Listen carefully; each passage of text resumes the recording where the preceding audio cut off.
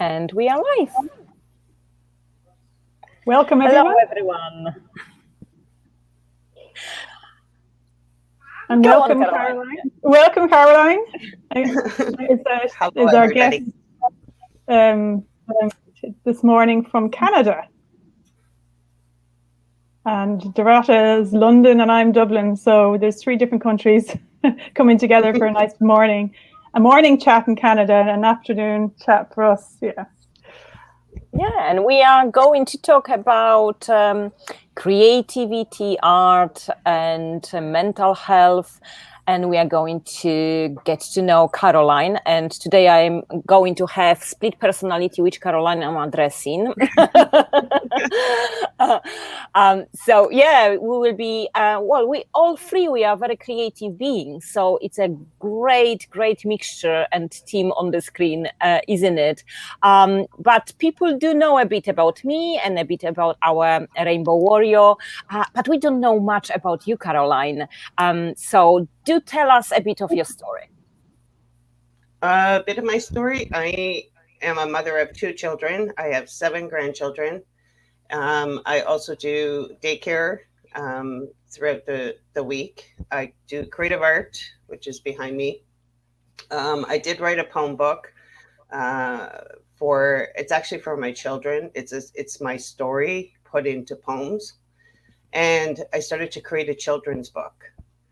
And I haven't published it or anything yet because I'm still working on it. But I did some creative paintings that go along with the book. Okay. So that's basically what I do. And my paintings are basically to release any negative energy that I have inside me, because I do deal with some depression and anxiety. So I create to release it. Wonderful. That's fantastic. And that's very much in line with you, Dorota, isn't it?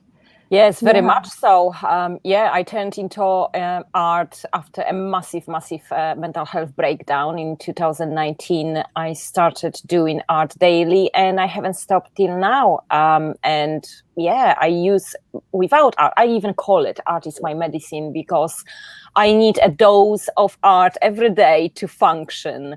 So Caroline, have you been always artistic or is it something that you discovered on the way? I've always been artistic, but I kind of got out of doing it because I had a serious car accident that held me back from doing a lot of things. I was hospitalized in my house in a hospital bed for 7 months after my car accident. And so I had a talk with somebody and they said, what inspires you to get motivated again? So I started creating little crochet. I call them critter buddies. So they're all different little shapes of animals that I created. So I started doing that, but then I thought, I really like to draw.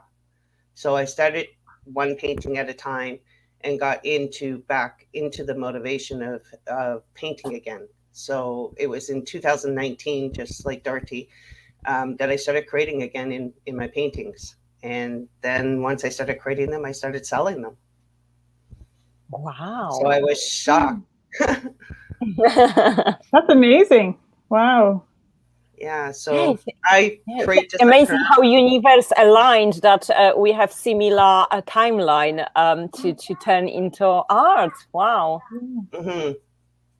Yeah. And I enjoy it because I have a window here and I got trees outside and I just stare. When I want to write, I stare out at the trees and just look at the nature. And that's how I started creating my poem books.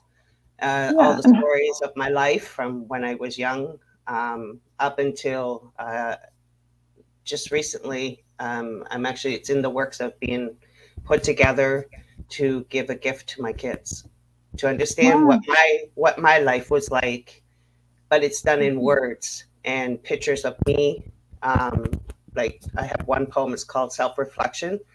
So it's basically looking at yourself in a puddle of water. You see yourself, and it's me underwater, and it's with my sunglasses on. So it's like a reflection of me. So I'm looking at myself, trying to find, my self-love in myself because I struggle so much with self-love, and I struggle with a lot of things of saying no. And Yes. that's my biggest key. So this week I had a breakdown.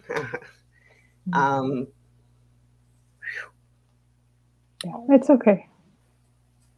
You don't need to go Yeah, there. I think that's wonderful, actually. And I'll just, it connects in with my story as well, doesn't it, Dorota? Because I'm a graphic designer, and then I kind of went on a kind of retreat, we'll say, and like that into kind of a self-discovery kind of stage, we'll say. But I had gone into education and stuff, and then I started to kind of question things a little bit more deeply, and I kind of started to look for, like, the deeper kind of understanding of reality as such, so it was kind of a calling into kind of silence and into kind of more of a meditative kind of time, we'll say. And it was about 7 years ago. It was kind of a process that started, I suppose, when I started I was asked to lecture, and I suppose that was probably the turning point that when I look back now. And as you say, Caroline, around, it's funny how the progression of, I think, a personal journey can go from, like, even when I was a child, I used to always paint, and I was always creative, like Dorota as well. That was kind of that was like the thread that ran through me, and also with that connection to nature, that I was so happy in nature, and it was where everything was really just a home for me. There was no pressures from life or whatever, and they were kind of the beautiful aspects of life. And then I suppose I started to, in the retreat time, I suppose when I had got closer back to my own essence, then I started to hear poems. Now, I would say it wasn't even like I was writing them.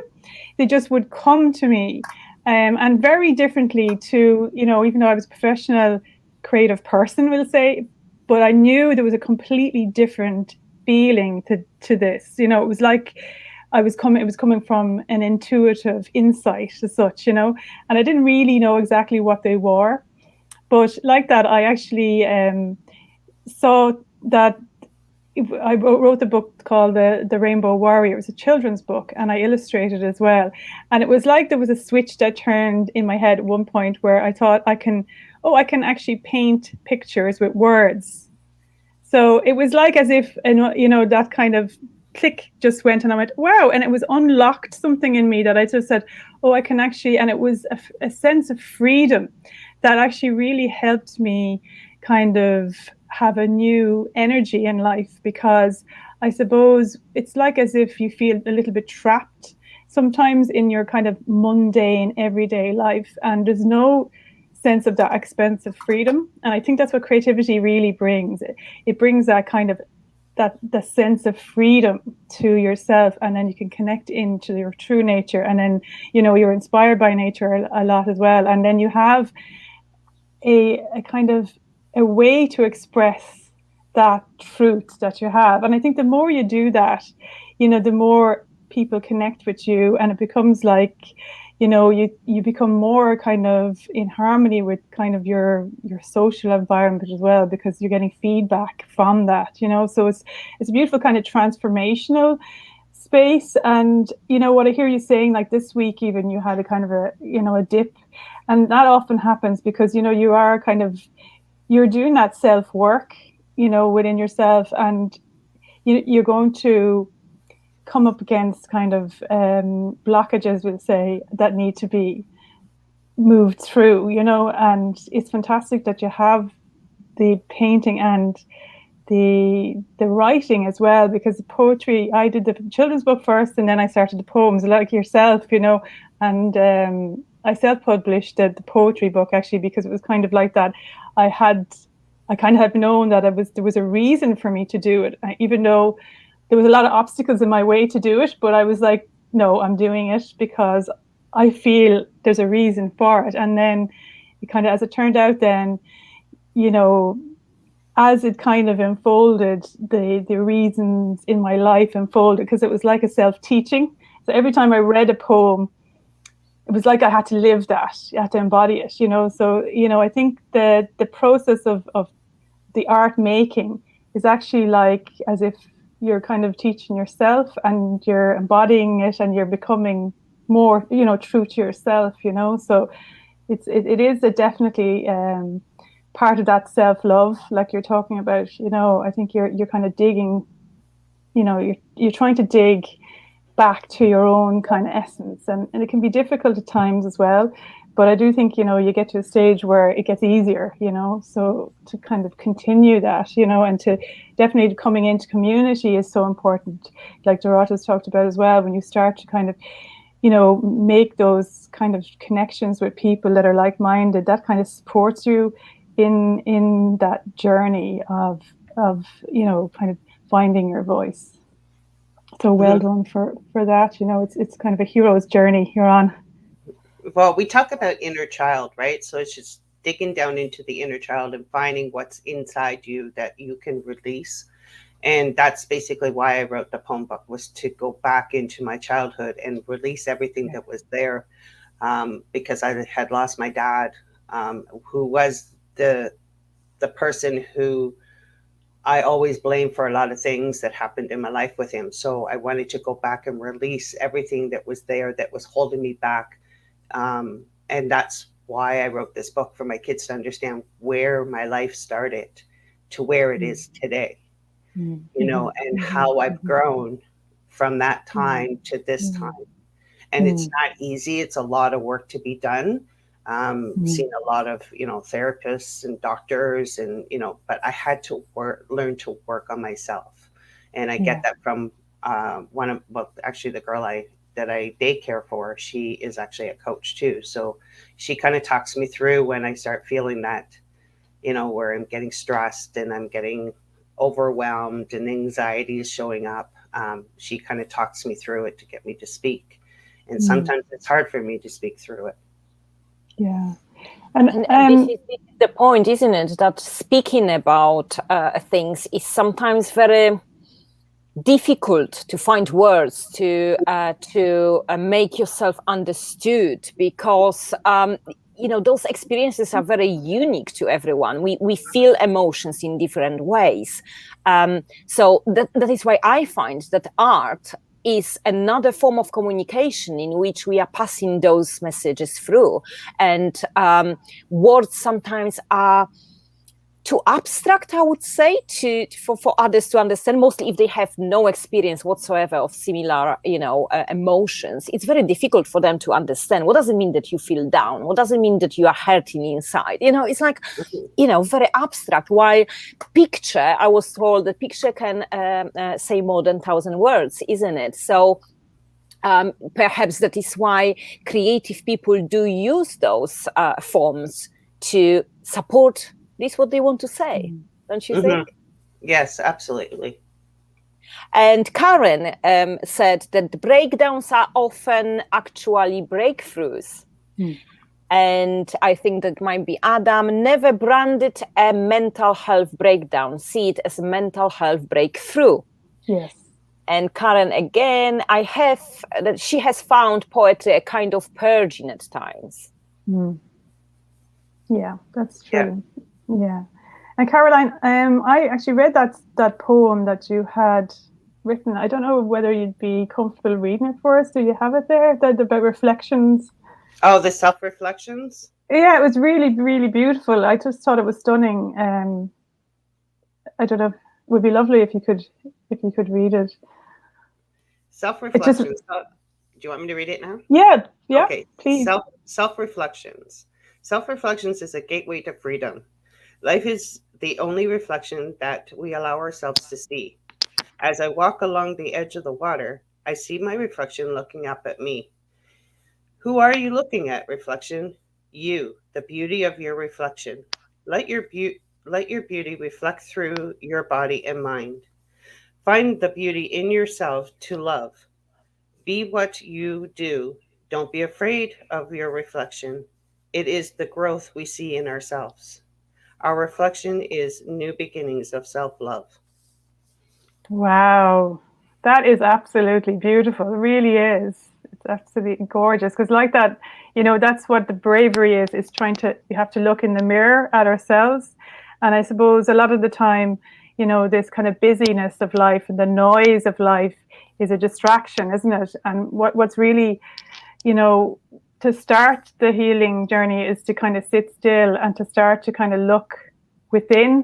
So you're trying to kind of go back and, you know, look into the dark areas, you know, and like Dorota, you often speak that, you know, that's very, very painful and difficult, isn't it? Like, because you have to feel it, and it's a postponement of something that's happened to you when you were younger that you didn't have the capacity to experience. So you're trying to experience it now, and you're trying to process it now. But the good news is that when you do that, like, you can release it, you know, when you do look at it. If not, you're carrying it with you all the time, like a backpack full of stones, you know, that you're always carrying it.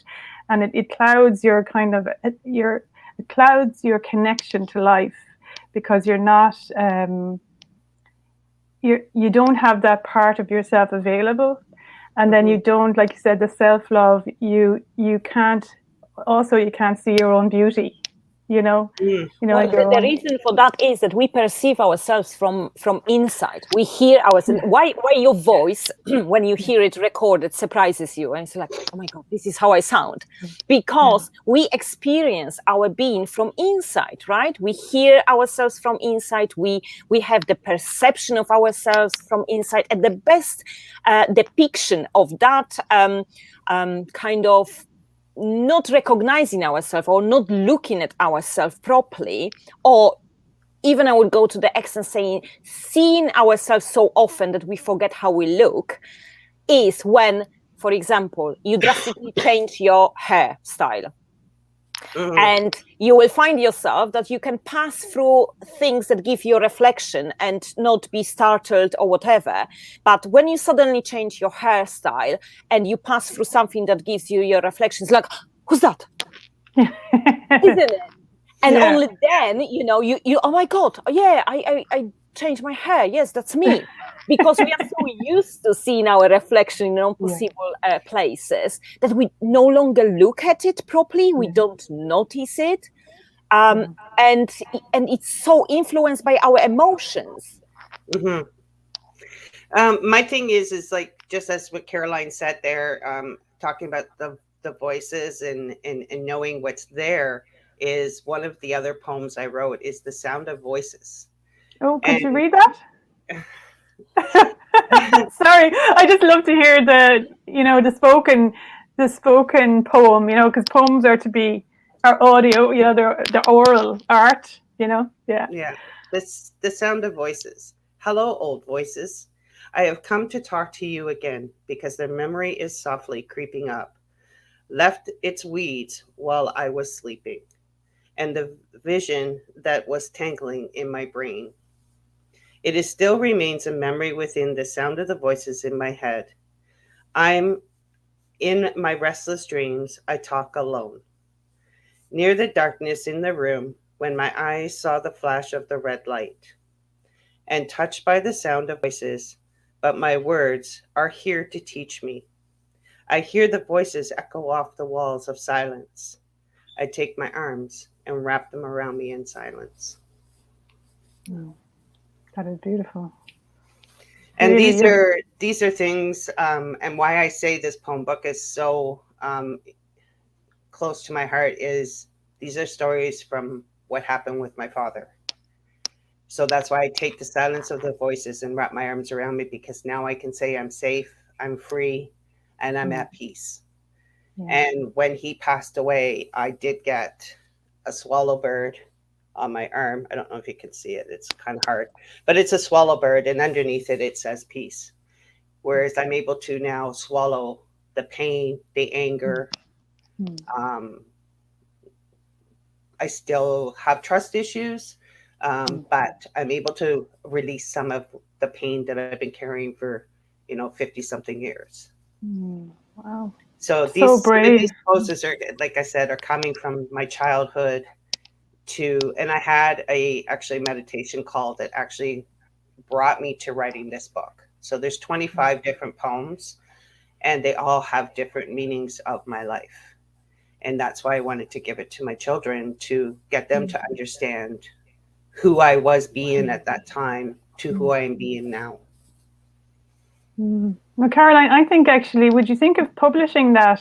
Because I think that's giving a voice to a lot of people, not just you. I mean, I know you've had a difficult childhood and you have different experiences, but there's thousands of people that have had, you know, you're giving a voice to with that, with those words, you know, and it's definitely worth, I think, thinking about that, you know, because it's a healing. It's healing when you hear those words, you know. It's like Doris has said with the painting, you know, because like even yesterday I was on a call and a conversation with two Australians as well, and I could see that one of them was really hurting, and I was saying to myself that really what it's like is that I think when you kind of create a space that's a safe space for people to be able to talk about the, or when you create a space that you can hold, it helps people to kind of take down the walls in their heart. Because what happens with trauma is that you put walls up and blockages, and trust is the bridge, isn't it? You know, trust is what you're trying to reconcile. You know, the trust, you know, when you have put your love to somebody unconditionally and then that has been violated, and then the damage that has done is that you have lost your trust in love. And the trust in love is the trust in relationship, you know. So then to try and to find a place or to find that kind of trust again is the healing journey, isn't it? So you're kind of gradually, you know, kind of trying to kind of create or find a space within yourself to be able to be vulnerable enough to start to feel those emotions and feel in a safe enough environment. And sometimes it takes you many years to get to the stage in your life where you feel like I'm safe enough to do the work now, you know, and then to know that you're doing it for even the next generation, you know, so that you're kind of informing them, and then, you know, and you're healing. Yeah. And your healing is passed down intergenerationally as well. Like, you know, in the kind of mystical Christianity, when I've done a lot of research in that as well, and they say about like every moment, the moment that we're in now is, they say that the healing that you do now is healing the past and is healing the future, because you're healing your ancestral line and you're actually healing the future ancestral line because you're not passing it on. So it's a very brave thing to do, is to you know, be the one to do that work, you know. Yeah, most of my poems, I guess, would be towards domestic violence, because that's where I came from, is in that life of, you know, having been beat up and, you know, all that stuff. So I guess most of these are the poems. It's like the inner release, you know, of that anger that I had to go through 10.5 years of domestic abuse, you know, and other stuff like physical and, you know, sexual, and, you know, and it was a journey. It was a big journey for me. And I believe, I mean, people keep asking me if I'm going to publish the poem book. I haven't really decided yet, because I guess this is where I come into, it's a personal thing. And I might, I don't know yet. It's a thing I'm still working on to try and get past these steps. Can it help somebody? That's my key. Can this poem book help somebody who's going through domestic violence and is afraid to leave that relationship? Because I know what it's like. I was there for 10.5 years and I was so scared to leave. And, you know, and I did leave, but then I also had issues after that where I was being chased down and stuff, right? So that's where I'm wondering if in my heart, will this help somebody understand that you don't need to be there? You know, you can move on and live the life. I did. I moved on. I'm married now. I've been married 10.5 years. I've been with my husband for 19 years. So it can happen. So it's a thing I'm thinking on. I haven't made that full decision yet, but thank you for mentioning it. Of course, some of our creative outcomes are very personal, aren't they? And I think each of them, no matter if it has been published or it's kept somewhere in the cupboard, contains of a fragment of our soul. And that is why sometimes it's so difficult to make it public or to let it be seen, because it's like somebody is, really in your soul, and it may be a bit, how to say, violating, mostly if the audience that come across it not necessarily, wants to engage it the way we would want them to engage, or is prone to misunderstanding, right? So it's, releasing your creative outcomes is a bravery act, because there will be always someone that would challenge it, in one way or the other. So yeah, understandable that this is the process that you need to feel okay with. But if you do, I am so buying your book. Me too. I'm pre-ordering it before it's even. The main word that comes up for me is rejection. Yeah. This is a common factor, isn't it, for everyone who ever suffered this kind of trauma of domestic violence. I've been in the violent relationship, and I also had trouble escaping it. And what is the biggest problem to come to terms with? People asking, but why have you taken so long? Because they don't understand it. They don't understand what it is to be trapped in it, to be like an animal in a cage, alienated from everyone, having no support network, having no idea which way to go. And they think that, but so, if you stayed, you wanted it then, right?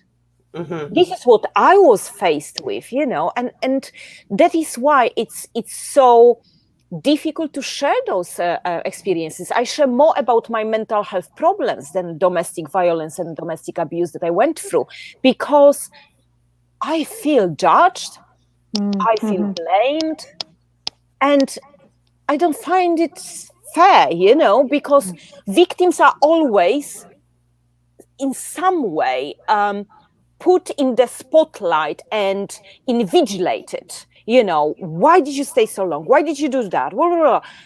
Why the person, the monsters in questions, very often are just let loose. And the biggest thing is, it's not even just public people, it's family members. Even worse, I find it, which is even worse, because my mother who lives in Scotland, and her biggest thing was, well, why did you stay so long? You didn't have to stay there. And I said, you don't understand the fear of leaving and being tracked down. You don't understand that. And then having a child with this man is even harder, because now you're taking something away from him, even though he is the person he is, and that's where people don't understand why women stay. It's because it's the fear of not just you, but the fear of the child, if you have a child with that person that's being violent. Yeah, and it's psychological and emotional abuse, isn't it? You're programmed, you've been emotionally and psychologically programmed to be in that situation over the period of time that it's gone on. So you're actually not on the same level as somebody else who hasn't been in that situation. So you don't have the same access to, your inner strength or such, or your full capacity. So like somebody else who's looking on doesn't understand that. Like you say, Dorota, about the cage.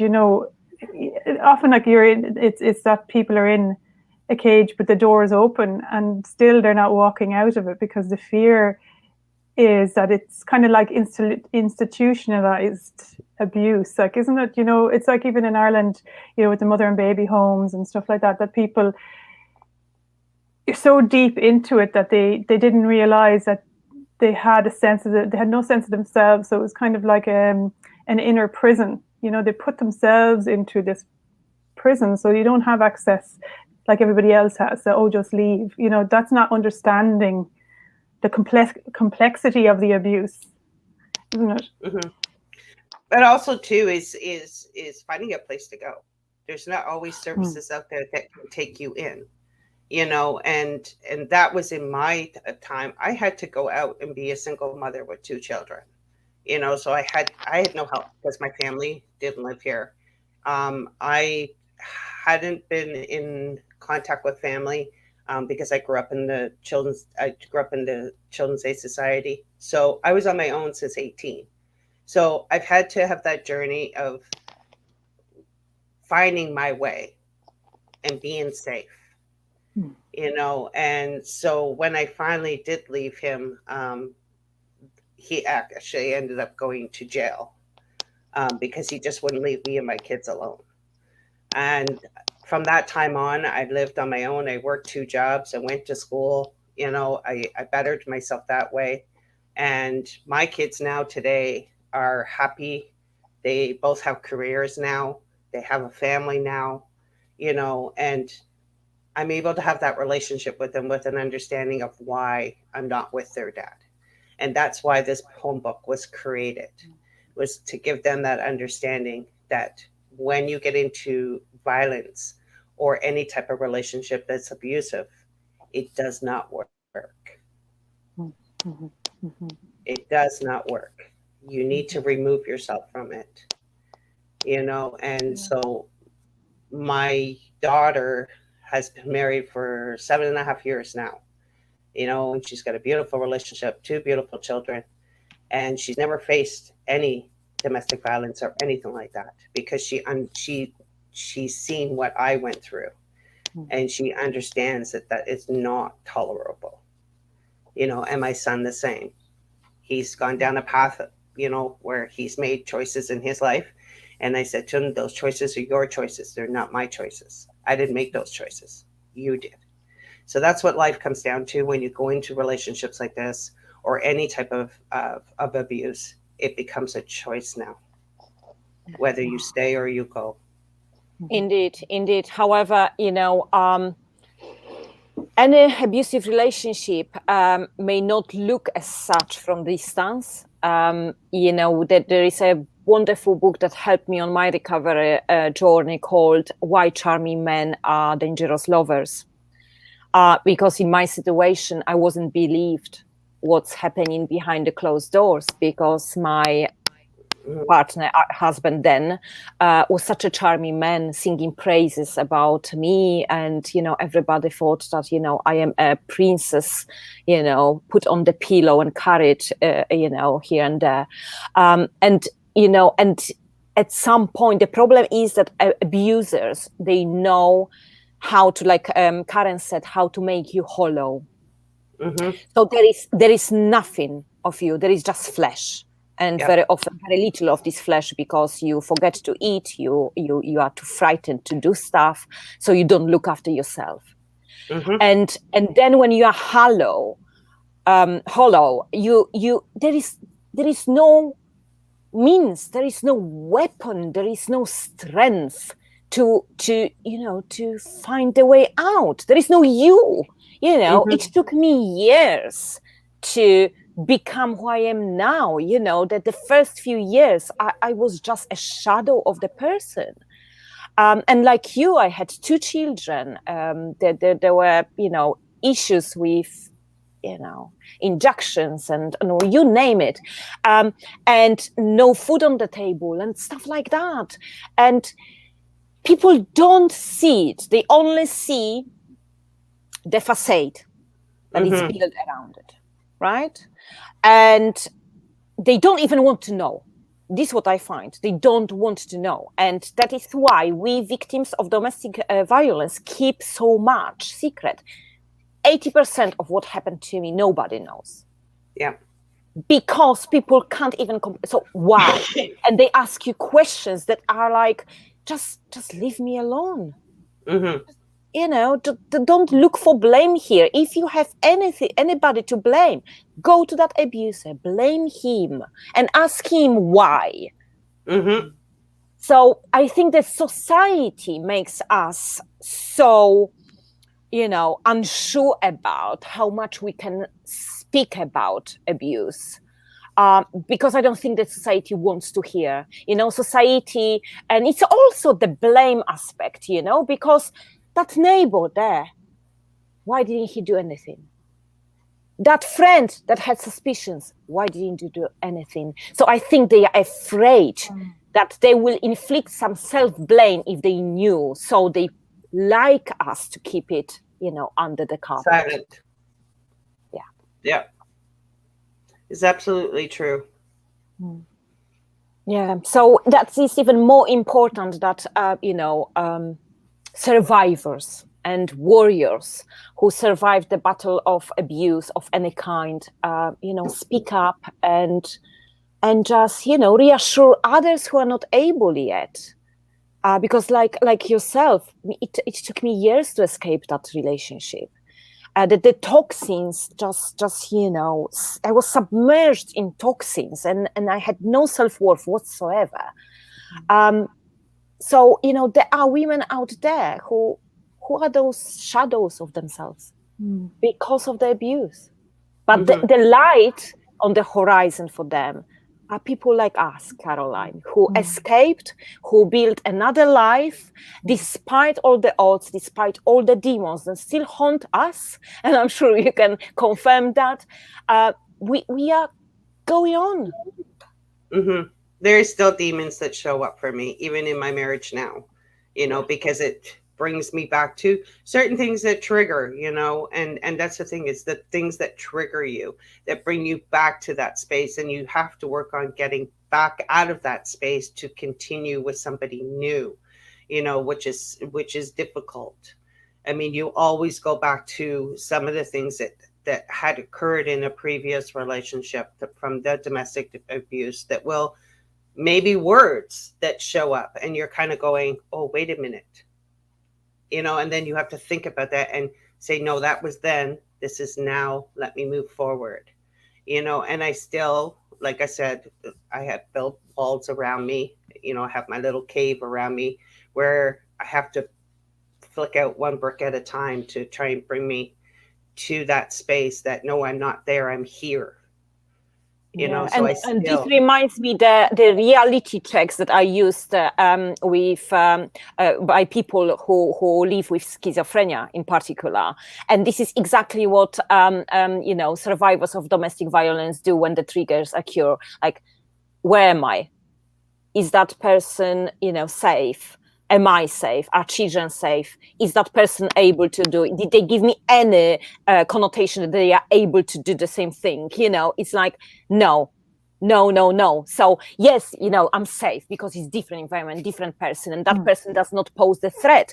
But like, there are moments that until you reach that recovery stage, that you are able to do those reality checks, you react to your prime instincts. And your prime instinct is survival, right? So I had a complaint at work once because I was still on this survival mode. And there was a gentleman who resembled my ex-husband, who was a bit too expressive when talking. And, it was flight. What is it? Fight or flight, yeah? Yeah. Or freeze, yeah. Yeah. The 3 Fs. You either fight, you flight, or you freeze. Yeah, exactly. And the awareness of society about triggers, about if you know a little bit of the person you are dealing with, I assaulted a doctor. Not that I wanted, but I was woken up from deep anesthetic and anesthesis, and I had an oxygen mask, and I don't deal with things put over my nose and mouth. And I hope he didn't have a black eye.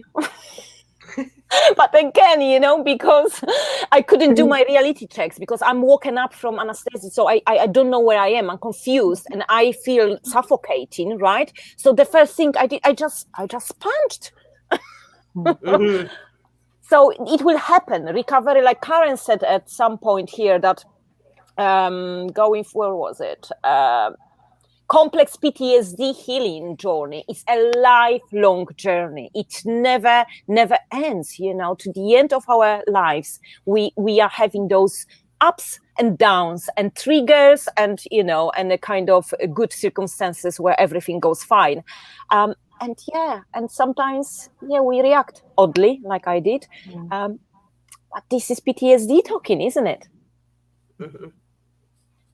And what advice, Caroline, would you give to somebody kind of, it's interesting in the last couple of interviews I have about, relationships and getting into romantic relationships. And I think there's not enough an education for young people even to know what a healthy relationship is, because we have been kind of, I suppose, programmed into being people pleasers. Women especially, and I think that is actually where a lot of the traps are, that you end up in relationships that are toxic to start off with. And then, society tells you have to stay where you are and you have to get on with it, and and that actually exacerbates it and is actually enabling it, So I'm just wondering, like, from women that are, of those of our age and generation, that for women, younger women listening in, what would you advise to look out for in a potential partner? Instead of this idea of like falling head over heels, like the Disney kind of classic, I think to kind of pause really and to kind of really because I suppose when we do that, we're kind of losing ourselves in straight away, aren't we? Like when we kind of fall into somebody and we're disappearing ourselves. So, I suppose I've been thinking lately that, how can we educate the younger generation about starting off before you start getting into relationships, to how can you build a sense of yourself and keep that? Is there anything that you would say, both of you, within your life experience, that you would say to younger women to kind of, what's a red flag that you would kind of, when meeting a partner, that Well, might for be me, kind of first off, toxic? is where I didn't have the self-love for myself. So that's one key, is looking at the self-love for yourself, knowing who you are and knowing your boundaries. And then when you get into the relationship, is looking for the signs of, if this man treats you, with disrespect or any kind of stuff like that, or puts you down in the first instinct, that's not going to be a healthy relationship.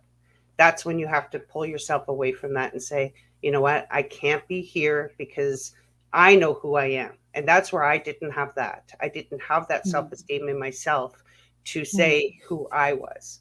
So those are the signs nowadays, to let these young ladies, there's a lot of them that are in these relationships and don't realize, because they don't have self-love or self-worth for themselves. Yeah.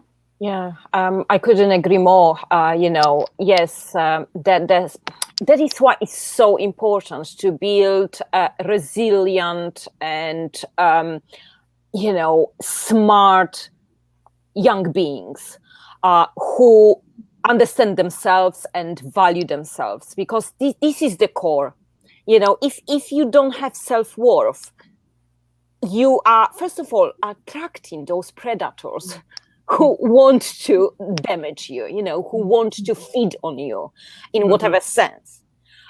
So without it, you are doomed to attract some kind of toxins to your life.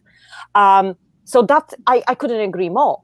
But the flags is, for me, was a kind of fairness in approach to life.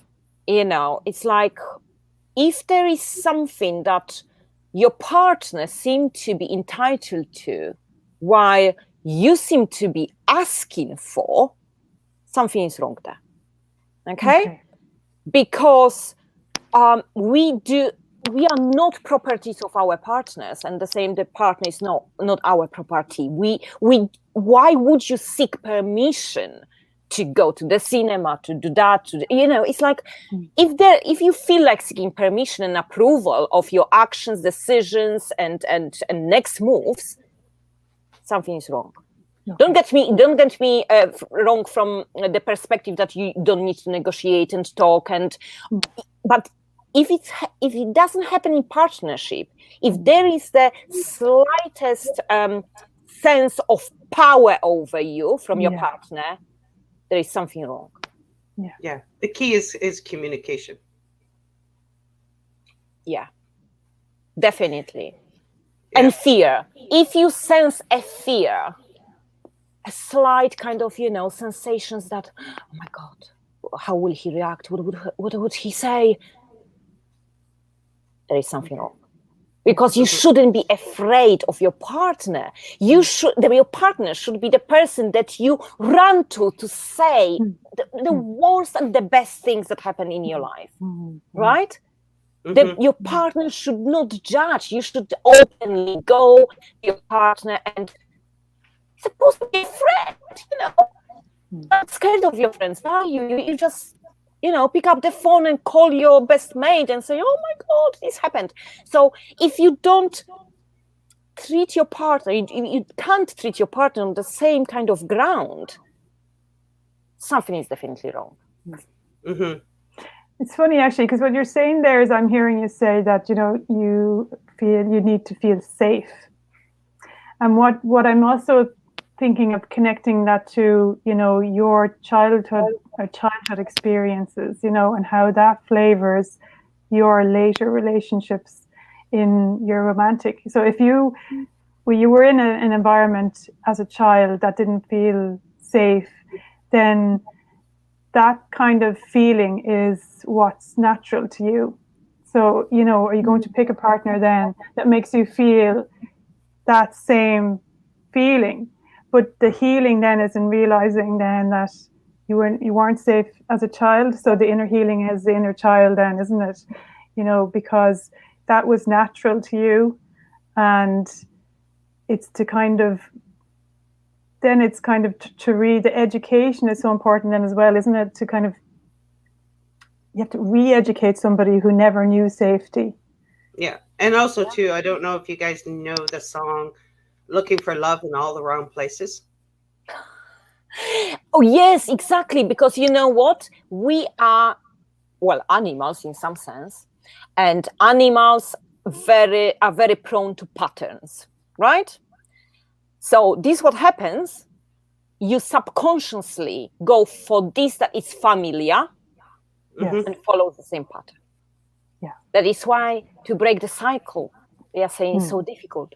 Yeah, because we are programmed to, go through the same pattern because it's known, it doesn't require a lot of cognitive energy, it does, because we know what to expect.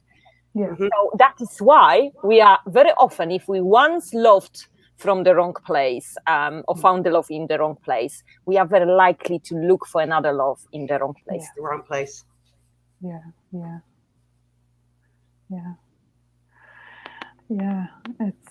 And I suppose it's kind of like that. It's wonderful and the healing journey of kind of witnessing other people's experiences is so important then as well, to kind of talk about those nuances, because actually there's a spiritual teacher that I listen to called Thomas Hübl, and he's done huge work with in Germany with the Holocaust victims and stuff.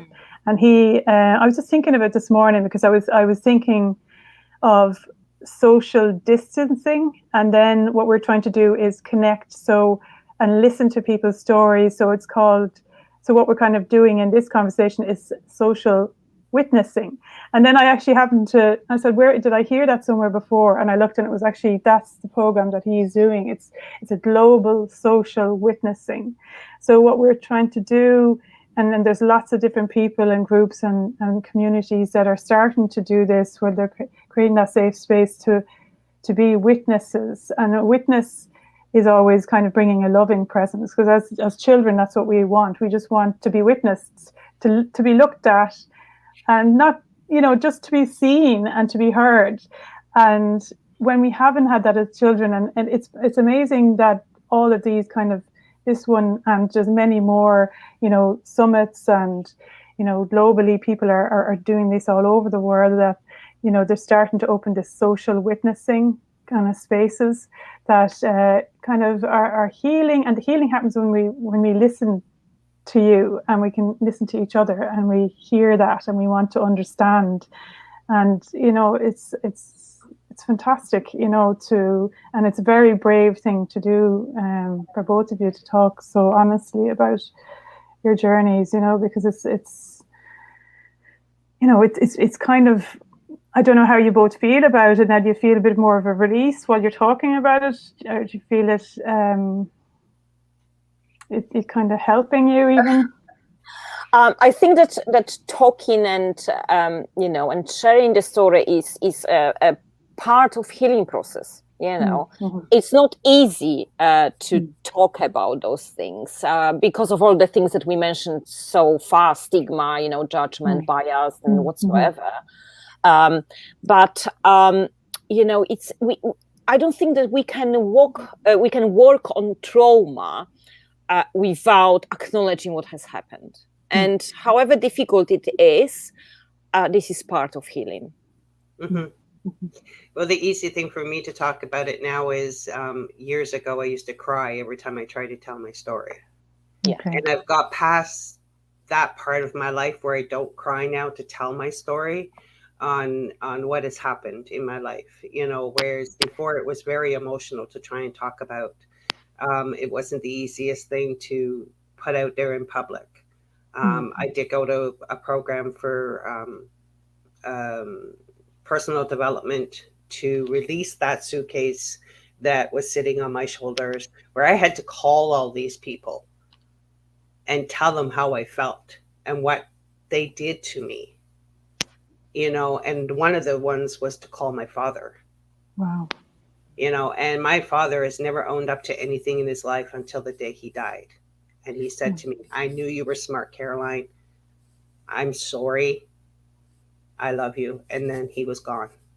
So those are the things, like, where I used to cry and cry every time I tried to tell my story, because it just brought up so much anger and pain. And it was like, why me? I always felt like, why me?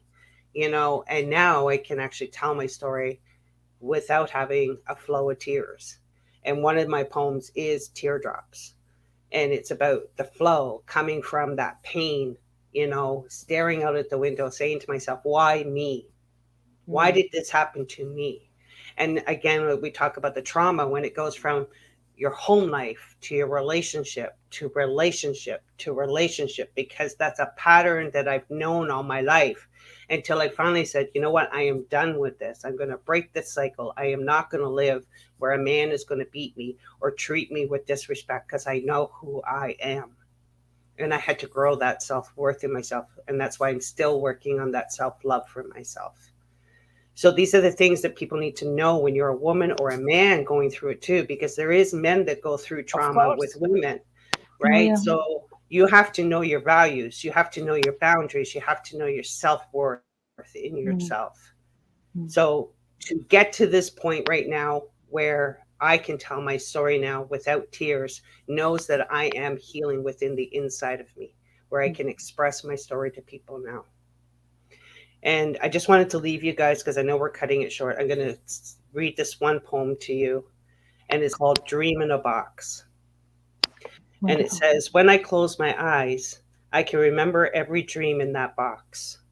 I live in a box of dreams now with the doors opening. You didn't like it. I always believed it. I have moved into my dreams, or maybe I was already there. Oops, my phone just shut off.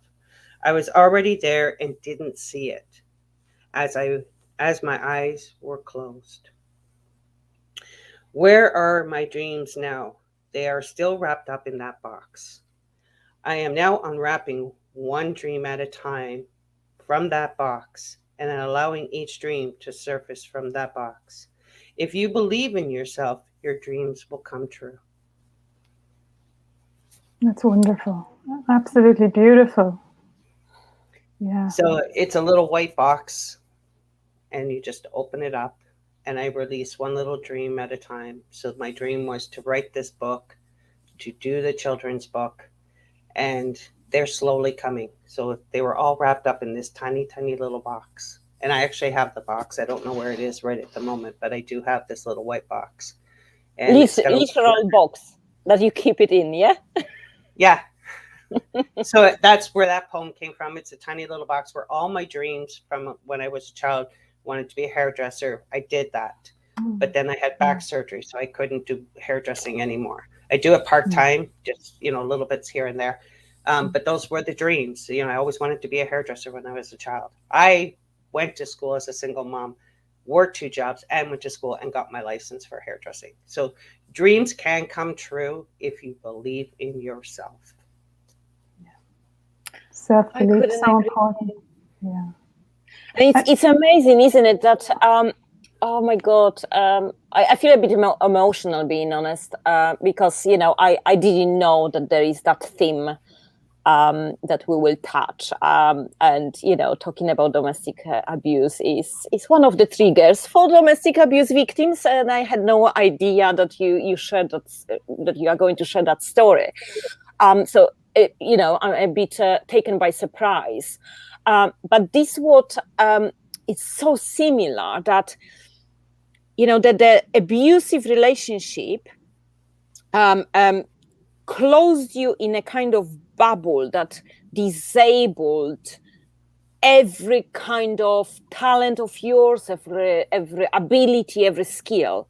And when you finally come out of that prison, from that bubble, this is where creativity starts, when it's awakened. And the funniest thing is that anytime after big trauma, I was always closing the chapter, and I knew that I'm starting to heal when I put it in words in a poem. And I actually wrote a poem too about when I finally come to terms with, my relationship being over. And it's called Jigsaw Puzzle. Do you want to hear it? I would love to hear it. Go ahead. God, it's so old. Jigsaw puzzle of my life, marking fingers with heavy scars, edges sharp like broken glass, mirror billions of your lies, hunting during endless nights to condemn, to drown me in thick blood. You think you succeeded, can't be more wrong. I've fallen so many times, but became strong. Against your curses, I arise. The creation of my dreams, which sources my life with streams, will lead to my endurance. Inside me, they beginning grow, offer the revealing truth of your irrelevance. You think you succeeded, can't be more wrong. I've fallen so many times, but became strong. Against your curses, I arise. They reinforced my will to fight. They made my word easier to stand. They are sources of my smile, for whom I go an extra mile. You will never be its part. You lack a human heart. Get off me now. You think you succeeded, you can't be more wrong. I've fallen so many times, but became strong. Against your curses I arise. Now, to your loneliness I curse you. To fear and violated nights, to begging like I've been imploring you, wanted to take my soul. Get off me now. My life is not soul. Bruises are healing, tears are drying, the monster is dying. I survived. I'm alive. You think you succeeded. Can't be more wrong. I've fallen so many times, but became strong. And against your curses, I arise and grow in power. Wow. Beautiful. Amazing.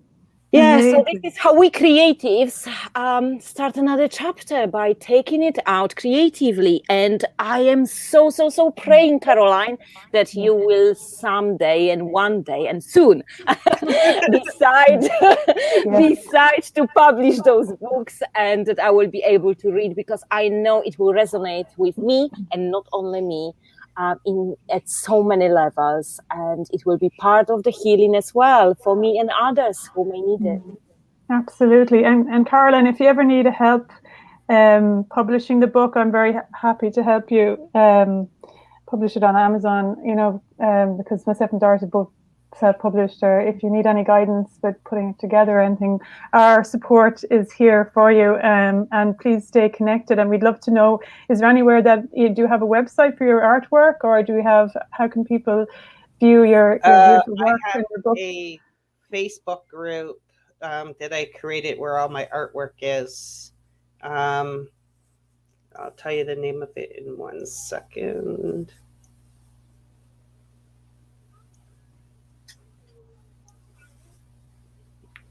It is called Create by Design Pour Painting Art. So it's on Facebook. Could you perhaps put a link on the the face? Yeah, I have the Facebook link. I can put into. Yeah, post it. Yeah, under that podcast that we are doing, because then not only us can follow, but also those who will be watching our recorded session. I think that we really took a time of our people who watch and listen, because it's after the 60 minutes that we should be on. It was great chatting to you, and we are so looking forward for more of your successes, more of your ups, and if you are at any point, at any low, we are here for you. Wonderful to meet you, Caroline. So fantastic to make that connection, to hear your story, and your bravery and your journey. You're inspiring to us and to everyone who's listening. And well done. And stay connected. Stay in touch with us. Yes, you can find me on Facebook. I can connect myself with you, ladies. It was beautiful to be here with you, and thank you so much for having me. It's been a wonderful treat to actually be able to tell a story to hopefully that can connect with others and understand that. Look at your boundaries, look at your values, because that's the key thing for yourself. Yeah, definitely. And with that note, do something to acknowledge your self-worth this afternoon, and see you soon. Thanks. Bye, girls. Bye. Bye, everyone.